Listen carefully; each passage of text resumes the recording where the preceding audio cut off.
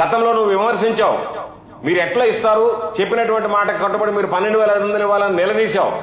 ఈరోజు ఏ నోటితో నువ్వైతే మాట్లాడావో గతంలో, ఈరోజు నువ్వు దానిని మరిచి ఈరోజు మరలా మేము ఇద్దరం కలిపి 20,000 రూపాయలు చేతిలో పెడతామని చెప్పి ఈరోజు అసెంబ్లీలో బడ్జెట్లో వచ్చింది. అంటే దాదాపుగా నువ్వు 20,000 లెక్కన రైతులకు ఇవ్వాల్సింది 10,706 కోట్లయితే కేవలం మొక్కుబడిగా ఒక 6,300 కోట్లు ఇచ్చి మిగతాంతా కేంద్ర ప్రభుత్వం ఇచ్చేటువంటి దాన్ని నేను సర్దుబాటు చేస్తానని చెప్పి ఈరోజు మాట్లాడడం అంటే ఎంత విపరీతంగా. అంటే రాబోయే రోజుల్లో దాని ఆ కేటాయింపును చూస్తేనే ఖర్చు చేసేది అనుమానం.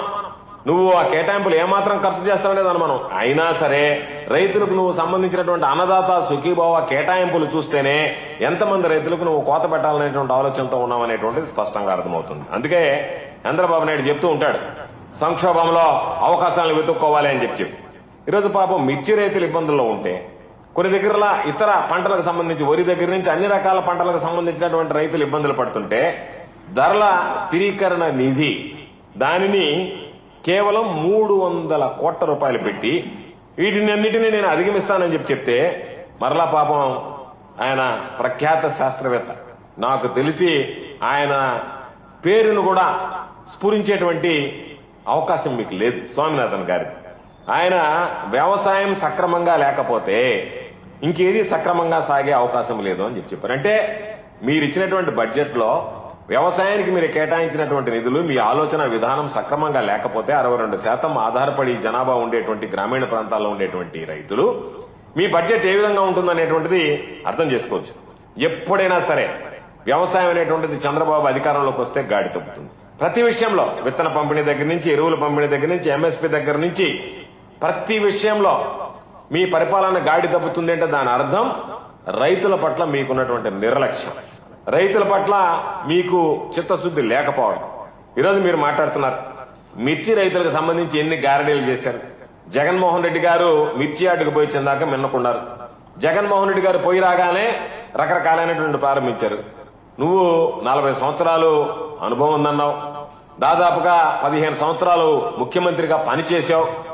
నాఫెడ్ కొనుగోలు చేయదని తెలిసి మిర్చి రైతులను మోసం చేయడానికి నాఫెడ్కి ఒక లేఖ రాసి చేతులు దులుపుకునేటువంటి ప్రయత్నం చేయాలి. చివరికి గత సంవత్సరం 21 నుంచి 27,000 రూపాయలు అమ్మితే 8,000, 9,000 ఈ సంవత్సరం క్వింటాలు మిర్చి రైతు అమ్ముతుంటే దానికి సంబంధించి 11,781 రూపాయల 25 నిర్ణయించినటువంటి ధర కన్నా కేంద్ర ప్రభుత్వం తక్కువ అమ్మితే 50% అంటే దాదాపుగా పంట కొనుగోలన్నీ పూర్తయిపోయిన తర్వాత, అమ్మకాలన్నీ పూర్తయిపోయిన తర్వాత, రైతులు నష్టపోయిన తర్వాత మీరు మేనమేషాలు లెక్కిస్తా ఏదో మొత్తం రైతాంగాన్నంతా మేము ఆదుకున్నాము, అన్నిటికీ పరిష్కారం చూపేటువంటి విధంగా మాట్లాడడం అనేటువంటిది సిగ్గు చేయటి అనేటువంటి విషయం అని చెప్పి ఈ సందర్భంగా తెలియజేస్తున్నాను. ఇంతకన్నా దౌర్భాగ్యం అనేటువంటి.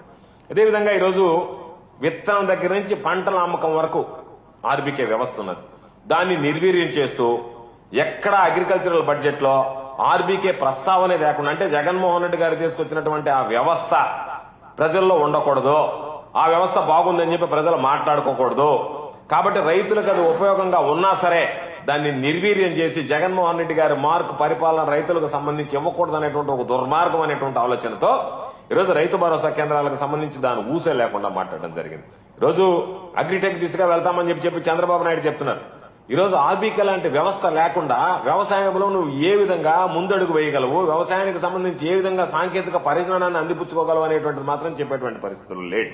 కొన్ని పదాలు మాత్రం బ్రహ్మాండమైనటువంటి పదాలు వాడారు.